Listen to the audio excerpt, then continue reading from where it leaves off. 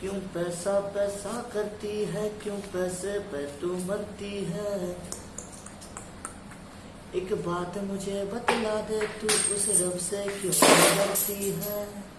क्या क्या फालतू लोग आ गए समय खाने। अरे यार इन गधों को फिर पढ़ाना पड़ेगा यार। चलो शुरू करता हूँ। Good morning guys and welcome back. तो आई होप आपने भी development of sectors of Indian economy complete कर ली होगी, क्योंकि मैंने दोनों वीडियो अपलोड कर चुका हूँ। और अभी तक अगर आपने उन चैप्टर्स को नहीं पढ़ा है तो लिंक डिस्क्रिप्शन बॉक्स में है, प्लीज जाइए उन चैप्टर्स को पढ़िए।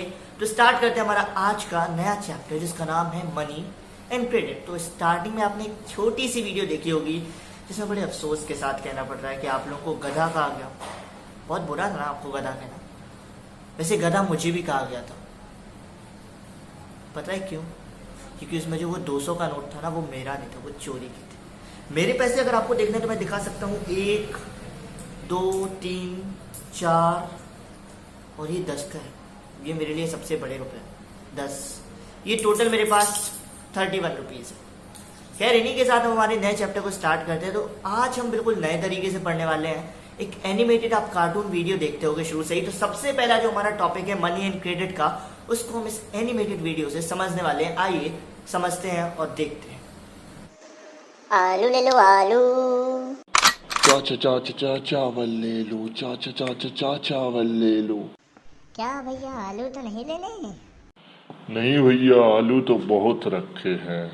तो और ले लो जनाब, उसमें क्या जाता है। हम तो इसलिए कह रहे हैं क्योंकि हमें चावल चाहिए। तो फिर ले लो चावल, हमारे पास तो बहुत है। कैसे ले लें चावल जनाब, हमारे पास आपको देने के लिए आलू के अलावा कुछ भी नहीं है। मतलब आप कह रहे हो कि हम आपको चावल दें और आप हमें बदले में कुछ ना दूं? अरे नहीं नहीं। खैर आपकी बात भी सही है, हम भी चावल उसी को देंगे जो बदले में हमें जूते देगा। जूते? अरे जूतों में क्या है, किसी को छेड़ दो, इतने मिलेंगे कि फिर जूते नहीं मांगोगे। जनाब तमीज से बात कीजिए, हम जूते पहनने के लिए ले रहे हैं। अरे तो उसमें क्या है, जब जूते गलेंगे तो उन्हीं को पहन भी लेना। अच्छा, वैसे बड़े मजाकिया मालूम होते हो। हाँ मजाकिया भी और बदतमीज भी। लेकिन आप ही बताइए कैसी बात है। हमारे पास आलू है और हम उसी को बेचेंगे जो हमें चावल देगा, और आपके पास चावल है पर आप हमें दे नहीं सकते क्योंकि आपको खाने के लिए जूते चाहिए। बताइए क्या करेंगे। काश आज पैसा होता तो ये सब दिन ना देखने पड़ते। वैसे जनाब आपको पता है हम 10वीं पास है। जब ऐसी स्थिति आती है तो इसको कहते हैं इसको कहते हैं डबल कोइंसिडेंस ऑफ वांट। हमें आपसे ज्यादा पता है। तो गाइस इस सिचुएशन को जैसे कि आपने वीडियो में देखा, इसको कहते हैं डबल कोइंसिडेंस ऑफ वांट्स। इसमें क्या था, एक के पास आलू थे और उसे चावल चाहिए थे, और एक के पास चावल तो थे पर उसे जूते चाहिए थे। तो ऐसे में दोनों को अगर एग्री नहीं करते तो दोनों एक दूसरे से सामान नहीं खरीद सकते हैं। आलू वाला आलू उसी को देगा जो उसे वापस में चावल देगा, और जिसके पास चावल है वो चावल उसी को देगा जो उसे वापसी में जूते देगा। तो यहाँ पर क्या होना चाहिए कि इन लोगों को आपस में एक दूसरे से सामान खरीदने के लिए एक आपसी में सुलह होनी चाहिए, एक समझ होनी चाहिए, जिस वजह से वो लोग खरीद सके। अब बताओ अगर ये इनके पास पैसे होते तो क्या इस आलू वाले को दर दर भटकना पड़ता? नहीं भटकना पड़ता। और अगर उस चावल वाले के पास पैसे होते तो क्या उस बेचारे को जूते के लिए भागना पड़ता यहाँ से वहां? नहीं भागना पड़ता। इसीलिए शाहरुख खान की नहीं थी, वो अक्षय कुमार। इसीलिए अक्षय कुमार की फिल्म में कहा था क्यों पैसा पैसा करती है, क्यों पैसे पे तुम मरती है। तो आज समझा मैं कि पैसे पे कटरीना कैफ क्यों मर रही थी। तो आइए हमारा ये टॉपिक तो खत्म होता है जिसका नाम था डबल कोइंसिडेंस ऑफ वांट्स। तो अब न्यू टॉपिक हम स्टार्ट करते हैं जिसका नाम है मनी, यानी कि money as a medium of exchange. तो स्टार्ट करते हैं। जैसा कि हम समझ ही गए कि money as a medium of exchange हम क्यों यूज करते हैं। अगर हम money as a medium of exchange use नहीं करेंगे तो हमें डबल कोइंसिडेंस ऑफ वांट्स वाली सिचुएशन फेस करनी पड़ेगी। और अगर मान लो मुझे आइसक्रीम चाहिए तो पहले मुझे वो इंसान ढूंढना पड़ेगा जो मुझे मेरे इन गेहूं के बदले आइसक्रीम दे सके। और किसी को अगर आइसक्रीम बेचनी है और उसको अगर कुछ और चाहिए तो उसे वो इंसान ढूंढना पड़ेगा जो उसे आइसक्रीम के बदले वो चीज़ दे सके जो उसे चाहिए। तो इसीलिए मनी ज़रूरी है। अब आते हैं हमारा new topic, deposits with banks. Deposits with bank. अब एक सवाल है कि बैंक में डिपॉजिट क्यों करते हैं, क्यों करते हैं पता है? मैं बता ही देता हूँ। बैंक में डिपॉजिट इसलिए करते हैं, सपोज करो मेरे पास इतना ज़्यादा पैसा है 31 रुपीज़ और इसमें एक 50 पैसे भी है, ये जो है 50 पैसे है। तो सपोज करिए मेरे पास ये इतना ज़्यादा पैसा है 31.50 रुपीज़। तो अब इसी में मेरे लिए तो ये बहुत बड़ी रकम है, तो इसे मैं एक ही बार में तो खर्च नहीं करूँगा ना, कुछ बचा के भी रख लूँगा। जो बचा के रखता हूँ वो मैं अपनी गुल्लक में रखता हूँ। अब मेरे पास तो खैर 31 ही रुपीज़ है। जो लोग जॉब करते हैं उनके पास बहुत सारा पैसा आता है, और जब जिसके पास बहुत सारा पैसा आता है सैलरी में मंथ के शुरू में, तो वो खत्म तो करेगा नहीं उसको एक ही बार में पैसा, तो वो बैंक में डिपॉजिट कर देता है उस पैसे को। और जब वो इंसान अपने एक्स्ट्रा पैसे को बैंक में डिपॉजिट करता है तो बैंक उन्हें इंटरेस्ट देती है, यानी कि बैंक उस पैसे में खुद से थोड़ा थोड़ा अमाउंट जोड़ती जाती है, बैंक इंटरेस्ट देती है उस पैसे को जमा करने पे।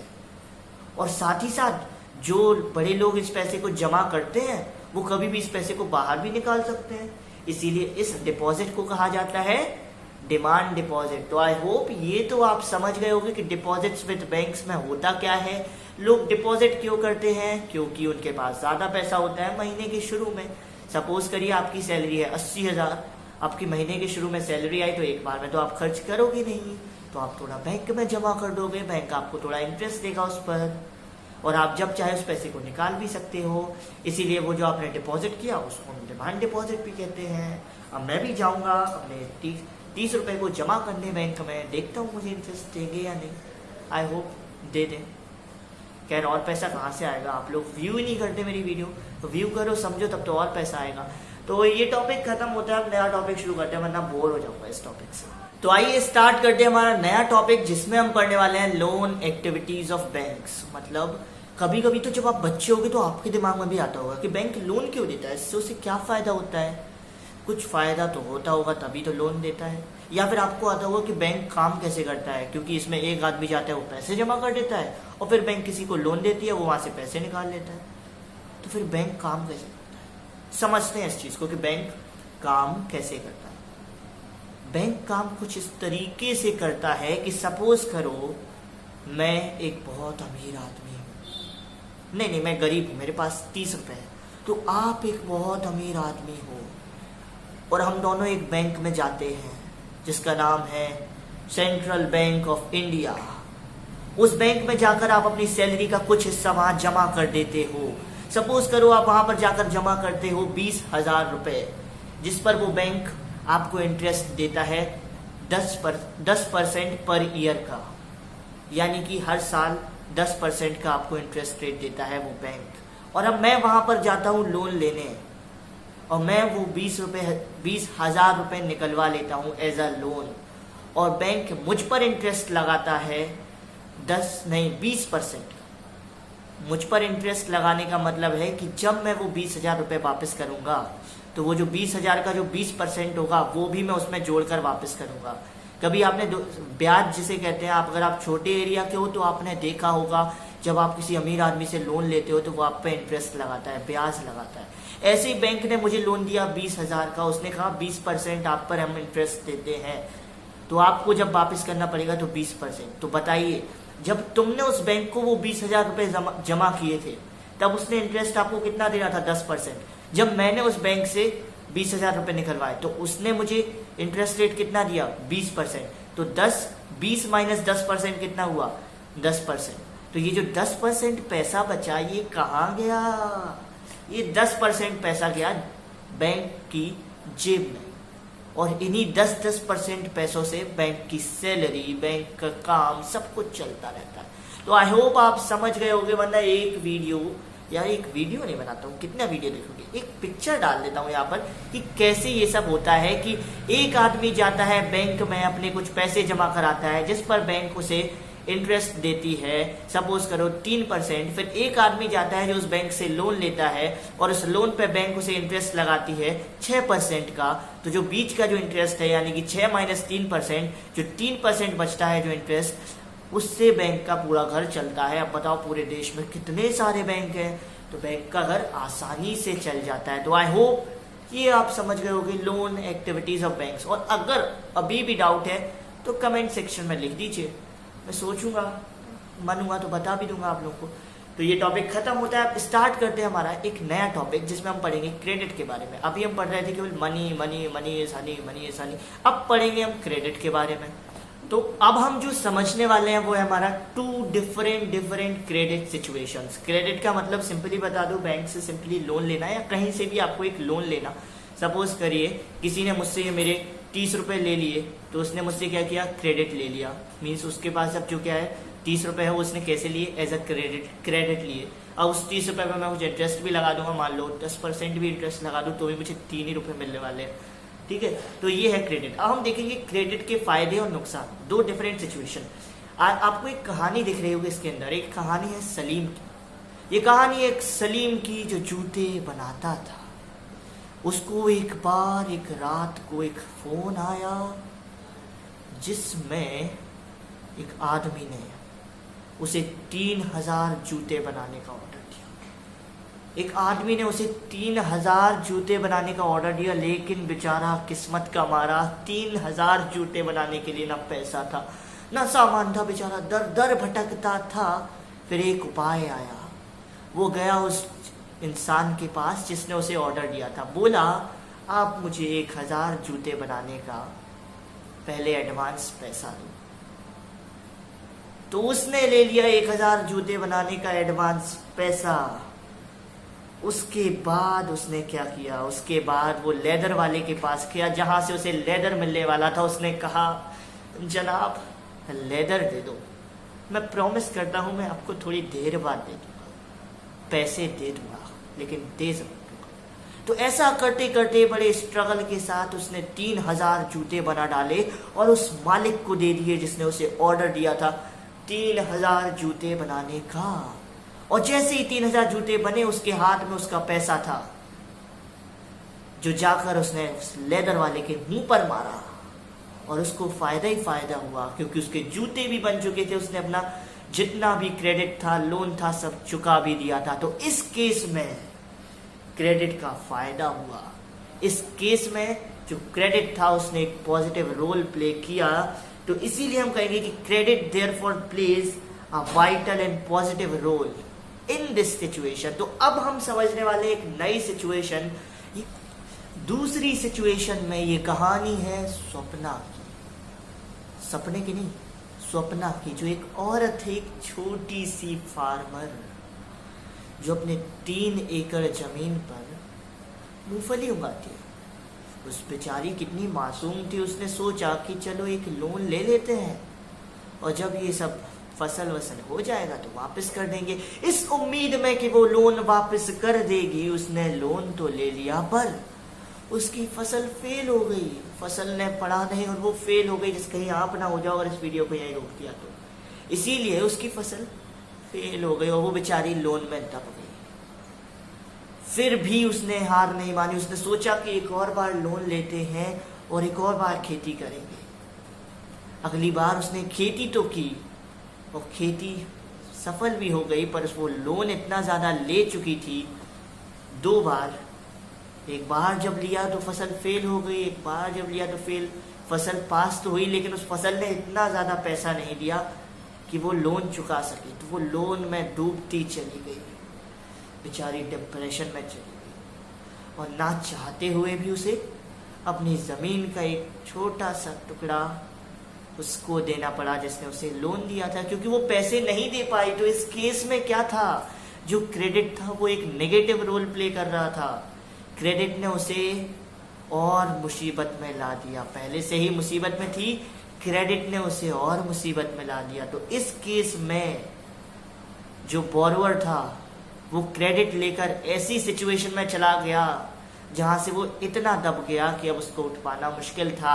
ऐसी सिचुएशन को कहा जाता है डेब्ट ट्रैप, DEBTTRAP। और ऐसी सिचुएशन बहुत दर्दनाक होती है। आपने देखा होगा मूवीज में छोटे छोटे किसान बेचारे अपनी जमीन खो देते थे। पहले भी ऐसा ही होता था ब्रिटिश राज में। अगर आप अपना वो लगान नहीं दे पाए ना तो आपकी जमीन ले ली जाती थी। तो कितना दर्दनाक था ऐसा। तो बताइए, क्रेडिट दो तरीके से हमने समझ लिया। एक तो समझा सलीम के बारे में, सलीम भाईजान के बारे में जिन्होंने क्रेडिट लेकर ऊंचाइयां पाली, और एक समझा स्वप्ना के बारे में जिन्होंने क्रेडिट लेकर एक ऐसी सिचुएशन बना ली जिसमें उनकी एक तरफ कुआं था, एक तरफ खाई थी। कुछ नहीं कर पाई, अपनी जमीन बेचनी पड़ गई, अपनी जमीन देनी पड़ गई। तो ये था हमारा 2 डिफरेंट क्रेडिट सिचुएशन। अब हम समझते हैं टर्म्स ऑफ क्रेडिट। सपोज करो आपने मुझसे ये मेरा 10 रुपए ले लिया, और तो मैं आपको ये 10 रुपए किस मुकाम पे लूंगा या फिर किस वजह से लूंगा? इस वजह से तो नहीं लूंगा कि आप मेरे अच्छे दोस्त हो। मैं तब तक ये आपको मेरे 10 रुपए, बहुकीमती 10 रुपए नहीं लूंगा जब तक आप अपना कुछ गिरवी नहीं रखोगे। और इसी गिरवी रखने को कहते हैं भाईजान टर्म्स ऑफ क्रेडिट। भाईजान बोला है केवल, इसी गिरवी रखने को कहते हैं टर्म्स ऑफ क्रेडिट।